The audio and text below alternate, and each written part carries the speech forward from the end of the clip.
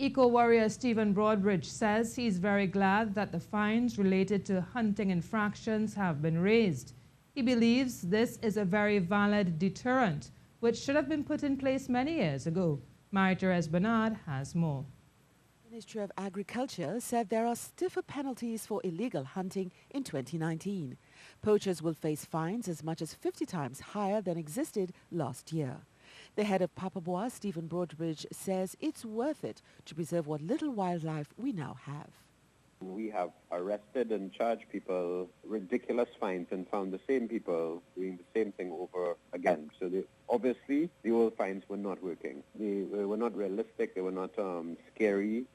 Fines need to be a deterrent, and they were not a deterrent. So it was long overdue. The other reason I welcome the fines is I'm in ecotourism. I'm the vice president of the Tour Operating Association. There are quite a few of us that do ecotourism, and it's getting harder and harder to show people wildlife. Mr. Broadbridge says ecotourism is suffering from the many hunting incursions which have and are depleting our wildlife resources.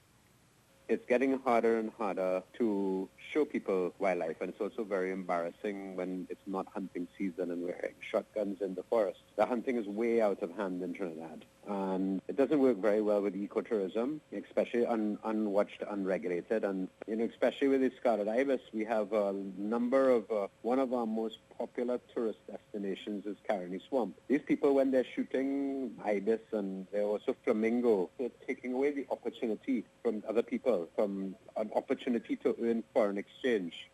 He says that one South American country has weighed eating wildlife or raising foreign exchange from this scarce resource.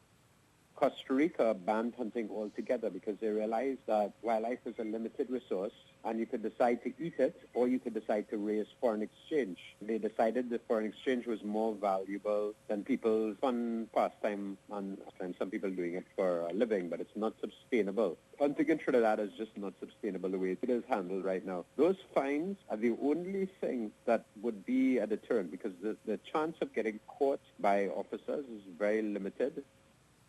Mr. Broadbridge says a university study on the status of wildlife in TNT revealed that the stocks are much lower than they should be, and there is worry that the ecology balance of the country is being seriously affected. Indeed, he says those who are making a fuss about the increased fines need to be scrutinized closely, as this suggests they may be wanting to go against the law in their hunting practice. Therese Bernard, TTT News.